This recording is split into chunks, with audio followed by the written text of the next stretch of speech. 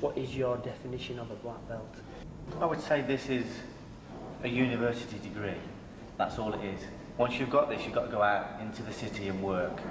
This is the base that you build at the bottom of your house. And once you've built this base, you've got to build on top of it and start constructing a building around it. I think black belts are nice to get. It's like a goal to aim for, but it can mean everything and it can mean nothing. If you get a black belt in my system, I would say you're prepared. You're absolutely prepared, because we make people do what they would have to do in a real fight to get this. But in a lot of systems, you will be perhaps a black belt in karate, so that means you're good at doing karate in this arena, but it doesn't necessarily mean you're going to be good outside. It doesn't necessarily mean you're going to be bad either. It really depends on the instructor, on the association, whether you've earned it, whether you've bought it. You know, to me it can mean everything, it can mean nothing. To me, I'm proud of the black belts that I've gained, but really they don't mean anything. I mean, commercially it's quite good, because if I'm talking to the uninitiated and I'm trying to get my views across, they want to know that Geoff Thompson's a 5th Dan in karate. I know it doesn't mean anything, but to them it means everything, because if I'm not a 5th Dan in karate, they're going to say, oh well, I'll talk to someone who's a 5th Dan. So for me to get my views across, this becomes a beacon, and it attracts people. But when it attracts them to me, I will say, actually that's not what it's about, that's what attracted you, but this is what it's about. And then I'll give them the real message, give them the real truth. But I think it's good in the early days to help you build up, and I think they're nice to have, but you know, outside the chip shop or outside the nightclub, when you've got some guy with a face like 10 boxers, he won't give a damn whether you're a 4th Dan or a 5th Dan, or even whether you're a desperate Dan. Even if you bring your licence out? Even if you bring your licence, that might throw it. It has been done, hasn't it? But it won't mean nothing to him. In fact, to him it's like conquest. If you're a 5th Dan and he beats you, he thinks he's a 6th Dan. So it can mean everything and it can mean nothing. It means, I'd say if that means too much to you, then you're not there. You know, if that's everything to you, and if you're going from association to association hunting for higher grades, you're on a sugar pedestal, and when the rain comes down, it's going to melt underneath you. Yes, I mean, I suppose I've been there, Geoff, myself, but do you feel that some people actually start martial arts and use the martial arts as a shield to hide behind? It's definitely a shield that people hide behind. And that's okay, because I think, like you said, we've all done that. It's part of growing. But you know, you shouldn't be hiding. You shouldn't be still hiding when you're a 5th or a 6th Dan. Yeah, what does a 5th or a 6th Dan mean to you, though? You know? To me, at 5th or 6th Dan, you know, it should be an internal fight. It should be an internal growth. You know, like the early Dans, like 1st and 2nd Dan, is really about being physical, learning to work your body, and above that, you know, it should be about controlling your habits, like your diet, what you eat, what you drink, how you talk to people, how you present yourself, being a respectful and humble person. And 4th and 5th Dan onwards, it should be starting to go into the spiritual side of it. You should be starting to look at controlling the way you think, controlling how I think about people, you know, how I judge people, how I talk to people, how I act with people, how I live my life. I should be looking at that highest plane. By the time you get to that level, you should have transcended from physical to psychological to spiritual. Once you get to 4th and 5th Dan, you should be looking at the connection between psychological and spiritual, and you should be looking at leading a better life and trying to serve, trying to be a better person. Now this doesn't mean that you become a monk and live in a cave somewhere, but it does mean that you should start looking at the way you live your life. It doesn't mean you shouldn't be ambitious. Ambition's okay. Just don't make material things your God. The important things are people and what you can do for people and how you can help people. And that starts with helping yourself, forgiving yourself, being kind to yourself, then to the people in the immediate vicinity, like your family, and then to the people along the outside. Because you get a lot of people who will do anything for the best mate, but they won't do anything for their wife and kids. Yes. So that isn't good. You know, they say Joe Bloggs is the best guy down the pub. He's a funny bloke. He'd do anything for you, but his wife hates him and his kids can't stand him. Because when he goes home, he doesn't do nothing for them and he's cruel. So it's got to start with yourself. Inside, be kind to yourself. The things you've done wrong in your life, forgive yourself. Learn to understand yourself, learn to control yourself, and start mastering everything on a physical, psychological, spiritual level, and then start passing that information on to other people and trying to give love and kindness and compassion to the people around you. And definitely transcending violence, but not transcending violence until you understand it. You can't transcend something you haven't mastered. Here, catching hold and flattening him out. As he's flattened out, you've got your hand fitted through here, okay? So come through, latch your own hand, bring your right leg out here, but keep the elbow into his head so it's nice and tight, so that he can't sit through, okay? So you've grabbed your own hand, sitting right across him so you're nice and tight, and then just gradually coming through and sitting back. And as soon as you're back, thighs in dead tight here. And then change arms, figure 4, pull out with the arm bar, okay? So, if you imagine we take it from, so just stand up for a second, Matt. If we take it from a snatch, so pull him down, come behind him, okay? So straight behind him. Hooking in here, and here, hooking onto the arm, and flattening him out. And from here, coming through, and keeping it really tight, everything dead tight. And come through. Keep this stretch right back so don't sit up. If you sit up, so just latch it, Matt. That's what you're going to get, okay, so you lose it. So pull back. Comes from here. This leg's got to be tight. What I'll try and do with this leg is constrict his breathing by putting it over his nose and mouth. What he'll try and do from there is he'll latch onto his gi and he'll try and push that leg back to escape, okay? So what I've got to do is I've got to make sure that that leg is locked inwards. If he's really strong, we'll hook it over. Keep him leaning back, change arms, come across and see the forearm comes into there, figure 4, pull out, arm bar. Pull straight down, stack him over, rub behind, then hook in straight away. My weight is right on his tail here, keeping it back all the time. Hooking into there and hooking in, flattening your thighs, here. Keep that arm through, hook, and then nice and tight. Okay, have a go at that. 300 fights, Geoff, in the street. You've definitely gone the long way about finding this answer. Do you find that the harder the lesson, the better it's been taught to yourself? Yeah, absolutely. And to clear up one thing as well, 300 fights might sound a lot to people, and I'm aware that people think that's rubbish, but when I worked on the door in Buster's nightclub, I was the least experienced doorman there. The people I worked with were far more experienced than me, and they had a lot more fights than me. I'm not proud of the fact that I had so many fights, but I was a polite person working on a very rough door, and I had people queuing up to fight me, and a fight a week was the norm, and I worked there for 4 years. Sometimes you'd have 2 fights in a night. And 300 fights doesn't sound nothing to me because I was working with people who had 500 and 600 fights plus. To a guy that maybe have only had 2 fights in his lifetime, it sounds incredible, and it also sounds a lie. But I mean, I can deal with that because for me the truth's enough. And when people say it sounds like you're exaggerating, I find it really funny because I'm thinking, how would they deal with John Anderson? How would they deal with Pete Taylor? How would they deal with No Neck Maynard, Jabba James? These are all the real people. These are people that taught me. They were my senpais. They were more experienced than me. The reason they're not here talking to you now is because I can articulate it. I've put it into a format where I can teach it, and I teach it so I can help people. I believe I was in them fights. Most of the fights I got into were because of insecurity.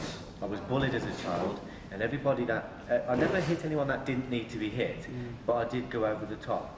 You know, it didn't take much for me to go, and everybody I hit was pounding that bully at school into the ground.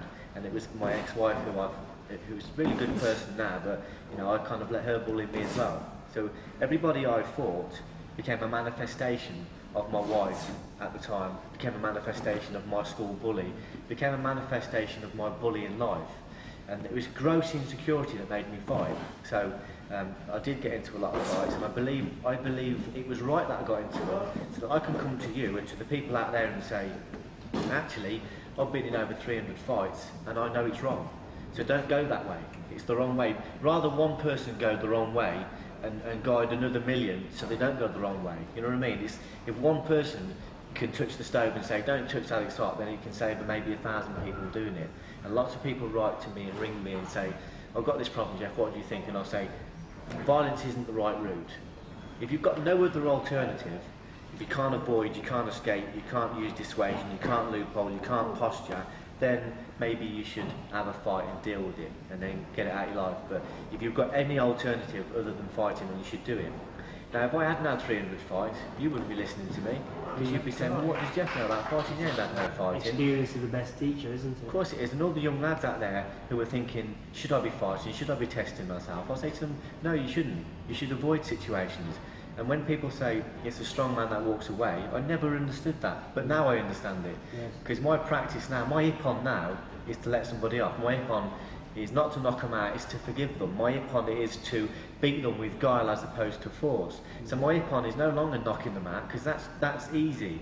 When you're doing it every night of the week, it's easy. I could talk to you in a conversation, walk over and deal with the situation, knock a man out, stamp on his head, and come back to you and not lose my place in the conversation. That is so normal. It's like laying bricks to me. It's like a plumber's wrench, and that's really bad. But the fact that I've come through it and I've seen the error of it is great, because now I can say to people, don't go that way. And if they respect me and they look up to me, I'm not saying they do, but if they do, and I can influence them even that much, if I can leave that message with one person, then my life's been worthwhile. Is I'll feint a knee to the stomach, so I'll come here. So I'll just feint and pull him down onto here, straight behind. This time we're going to hook in, squash him over here, and then from here I'm going to come underneath. So let me go for the face rather than that. Come from here, this way. Face bar, sorry man. Okay, what I want to do from the face bar, come under the nose, push it across, come for the choke. Now if he rolls over, I get my control here, okay? So, do it from the feint this time, here. Knee, pull that back, and straight behind. Hook in, push down. Once you're in this position, it should be over. His defence here is going to be to escape this leg, this way. So what I'll do, pull over that, is I'll hook my legs. So if you just come behind, have a look at my legs. What I'm also doing as well is I'm putting my thighs right into him. So come round, look at the face again. So look from here now, I'm pushing straight into here. I'm pushing all his breakfast up through his diaphragm, make it really uncomfortable. Then I'm going to come from here, and crush. So that comes to there, and just crush down. You want to change it, here, choke. Okay? Recently you took a trip to America and you was invited to teach on a seminar alongside of Chuck Norris, Richard Norton, Igor Machado and Benedict. And meeting Ben, it seemed to be a climax of a lot of things that was happening to you at that time. How did you find Benny as an individual? Well, first of all, the trip was, what a lot of people don't realise is that I've been hanging around the British and international scene for quite a while, and the invite wasn't just an invite to teach in America, it was an invite onto the world stage, because you're teaching with some of the best people in the world, and it was quite a daunting prospect for me. I'm ashamed to say that I've not really followed Benny's career, and I didn't really go over there to be impressed by Benny. I really wanted to meet the Machados and the Gracies and train with them. They were what I was really going for. And also the chance to teach for Chuck Norris and Richard Norton, who I highly respect. So I didn't really go there to be impressed by Benny, because I've never followed the kickboxing scene, and it wasn't a great interest of mine. But when I did meet him, it had a profound effect on me, because this guy, when we come back, we're sitting in the cinema watching this guy in the films. You know, he's a world-class star. He's a world-class martial artist. And when I seen him walking across the hall, it took him about half an hour to get to the toilet, because every time he walked 5 yards, somebody stopped him. And I watched him and I studied him. And this guy's at the top of the tree. You know, in that world, he's king. And yet he had time for every single person. He took as long as they wanted. He stayed with them as long as they wanted. He was very tactile, very personal with them, and you could see a lot of love coming from him. He was very, very genuine. you could see that, you know, he was just a totally real person, and he inspired me greatly, and his wife as well. His wife is the great-granddaughter of Geronimo, and she's a very spiritual person, and they both went out of the way to make me feel welcome. We went out for a meal with them and stuff like that, and they made me feel special, but they also made everybody else feel special. You know, from the young kid with the yellow belt on to like the 6th and 7th dans, he treated everybody the same. And I think, you know, I've always thought that the best way to judge a person's character is to watch the way he treats somebody who's of no profit to him. And he treated everybody exactly the same. He treated everybody regally. He didn't treat them good because they were a face or a name, or because I might be able to get something from this guy. He treated them all as though they were everything to him. And that's the most impressive thing you'll ever see. And Higgin Machado was the same. Higgin Machado sat for nearly an hour with his arm around my chair like this, around my back, talking to me like we were all friends. He's a big guy, isn't he, Higgin, as well? Big man, very gentle. And, you know, nothing is too much. Like with Neil Adams, you see Neil, one of the greatest fighters on the planet. Nothing is too much. And he doesn't know you from Adam. You know, you can be coming here, you can be a white belt, you can be a 10th dan, he'll treat you the same. And that's a great sign of strong character. And when you touch people like that, it makes you want to be the same. And I've always felt like that, but when you touch it, it makes you want to do it more. And then that's why you look at people like Rick Young, who is a tremendously humble person. And then you go see the people who he touches and who he trains with, and you know why. Because when you touch people like that, it makes you want to be like that. But it works the other way as well. You touch bad people, you train with bad people, you're in a bad association. If you're in an association, to all the people out there now, if you're in an association where they sit around the table slagging everybody off, move on, because it'll pull you down. If you touch bad things, it makes you feel bad. It makes you want to be bad. If you touch good things, it makes you want to be good. And it empowers you. And I know where I feel good. I feel at my best when I feel empowered and happy and want to help people. I don't feel good around negative people, so I avoid them like the plague, because their consciousness is too low, and it will drag you down. It's infectious. So I touch people like Neil Adams, people like Rick Young, people like Peter Constantine, people like Benny, people like Higgin, the Graces, people like yourself, people that are going to empower me, not people that are going to pull me down. And I've got no qualms about saying to people, if they pull me down, I've got no qualms about ringing them and saying, don't ring me again. Yeah. Don't talk to me again, because I don't want to talk to you if that's how you're going to be. Because in this life we've got a choice. We can be happy or we can be miserable. And part of that choice is who you talk to. If people make you miserable, why talk to them? You know, so if it's someone that means something to you, somebody that you feel good about, then I'd normally say to them, I don't want to talk like this. I value friendship, but I don't want to be negative, and hope that they'll come through. And if they don't, you have to move on. But hopefully at some time, their consciousness will grow and they'll come back to you again. But I found, you know, don't cast your pearls before swine, because if you do, it's just throwing energy down the drain. And energy is currency. It's just like throwing money down the drain. It's more valuable. Absolutely, much more valuable. And these people in America, you know, it wasn't just them, to be honest. You know, the whole association, it was an incredible association, and it's because Chuck Norris is a very humble person. If you go to Chuck Norris's ranch, he'll make you a cup of tea and he'll look after you. And he's a very humble person, and everybody in the association is the same. I've never felt so much love from people in my whole life. And I know that sounds cheesy, but it really is. It's like that. And I know from talking to Rick at length about when he trained with the Gracies and the Machados, he says they're the same. They just can't do enough for you. And you're standing there thinking, this guy's treating me like a king, and he's one of the greatest fighting legends on the planet. And it's hard to get your head around that, because we're so used to people talking to you because there's some profit in you. Yes. So I just think that's good, and it's what I've always felt and always believed is right. And that kind of, it didn't tell me anything new, it just confirmed what I always believed. Coming through for the armbar, kicking the toe. He made a mistake and he sits into it. So we link, it's not that way, turn, sorry. You just link your arms. Tight. Once you get to it, it's really difficult to get out. So what we're going to do is change arms, come through, grab his belt or his trousers, whichever you can grab. Pull this over here and sit through to here. And I'm going to squeeze in to stop him breathing again. And what I'm going to do is let him struggle a little bit and just base on top of him until he tires himself. Then I'll let him roll me over. As he rolls, I'll continue rolling, come out the other way, So his arms further out. Each time you roll him over, he's going to be tighter. He's going to get tired, more and more tired. Okay, so we just once again. Come to here. This has got to be really tight. This arm's got to be over the top, onto his head, here. See, I'm sifting through, keeping it tight. Keep this elbow into his head. Coming to here. That's nice and tight straight away. If I make a mistake and sit up, and he grabs it, swap arms, keeping these thighs tight, grabbing his belt, pulling him in, and coming to here. Now you just let him feel like he's escaping.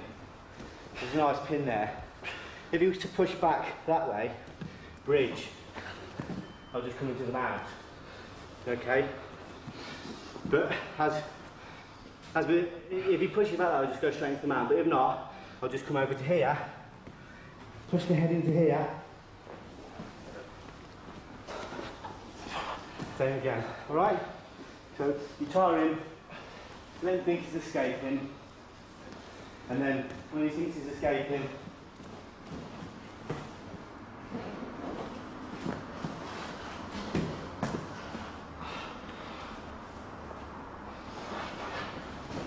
so when he rolls over, just go with him. Okay? Have a go at that. Yeah, I wouldn't say that I've found God. God's always been in my life. It's not, you know, people saying, oh, Geoff's found God, but he's always been in my life. It's just that I always had a problem with some of the teachings of religion and could never quite define God. So although he was always there, I kind of lost my way with practicing Christianity a little bit. And then because of things that have happened to me over the last few years and because of going through so much violence, which really did sicken me and really made me go inside and question myself, I re-found God, and I found my own definition to him. And you know, so I just find myself, when I'm going on courses now, I find myself having to pass that on and tell people, because it's always risky, because people see me as a fighter, and then all of a sudden I'm talking about spirituality and God. So it's always risky, and you're thinking, what will people think? But I think you have to be brave enough to go with your heart and talk the truth. And me and Sharon spoke about this a lot, and I said, I have to be honest and tell people what I think. I think violence is wrong. Sometimes you have to do it, but what I do now is I teach avoidance, escape, dissuasion, loopholing, posturing. I teach them lots of alternatives to punching people in the eye. I also teach them that violence in society is displaced, it's not personal. And if you don't take it personal, then you don't have to get involved in it, you can walk away. People get pulled into situations by their ego. Most people, I'd say 95% of them don't want to fight, so 95% of them you can walk away from. If you're strong enough to control your ego, you can do that. And like I said before, part of growing in the martial arts and getting to higher levels of grades is learning to understand yourself and learning to control your ego and your negative emotions. So my ipon now is to walk away. And if that's my ipon, I want to teach that to other people. I only teach people what my truth is. Now that might not be consistent with what I've said in the past, but I don't think you need to be consistent with what you said in the past. You need to be consistent with the truth. And the truth changes the more knowledge you get. So to me now, it is about God, and it's about, and God is love, and it's about being a better person. And I want to teach that through the martial arts. Initially, a few people thought I'd become a spanner, you know, a cheesy Christian, like I'd lost it, yeah. But I don't mind that. I don't mind the ridicule, because people said that when I started talking about preemptive striking and reality and cross training. They said, you know, who's this guy? Who does he think he is? You know, he's a spanner. But now everybody's doing it. And I think if I've got any influence at all, I want to influence people towards being better people, to reach like a God consciousness and helping other people. Like you said, like in America, you know, the martial arts are all one, they're helping each other. That's what we should be doing here. We shouldn't be arguing about, you know, who's got the rights to teach this and who's got the rights to teach that, and all this insecurity stuff. We're not insecure green belts, you know, we're, you know, the people at the top, we should be guiding the people below. We should be helping people and bringing it all together, not quarrelling and fighting. That's just like school kids, you know. So we've got to bring people together and unite them. And the cross training is one way of doing that. And the message that I'm getting across is, you know, is from God. I feel like it's channeled through me and through lots of other people, not me being special. You know, from God. And I think the reason I've been chosen perhaps as a messenger, one of millions of messengers, by the way, I don't want to sound like I'm being special. think the reason I've been chosen is because I have done it all wrong, and now I'm doing it right. And it's like saying, you'd be a great guy to pass this message on because you have done it wrong, and you can say to people, yeah, I've done it wrong, and I've done it right, and this is how it feels when you do it right, so do it right, try and do it right. If I've got a young guy out there who's a young first dan, and he's thinking about going and having a fight to prove what he's got, and he likes what I write, and I say, don't do that because it's not right, then hopefully he'll listen to me and think, yeah, if Geoff Thompson thinks it's not right, then that's good. And it's a good message to pass on. So I'm teaching people avoidance strategies. That's my main teaching now. Fence work and avoidance at nearly all costs. And if you can't avoid it, then I'll still teach preemptiveness. I still teach attacking first. I think you know we're like I think like martial artists are almost like an immune system. You know, in the body, sometimes you have to destroy cancerous cells to protect the whole. Yeah. And whilst that's not nice, you know, killing one cell might protect millions and millions of cells. So, although you might not have done much for that one cell, you have protected millions of other cells. So sometimes there is a need for violence, and that's the truth. And people don't want to hear that. People don't want to hear about preemptiveness. People don't want to hear about God. But I tell it as it is. It's the truth. It's what I believe. And if you can't be honest and teach what you believe, then you're not worth much. I shouldn't be in this position.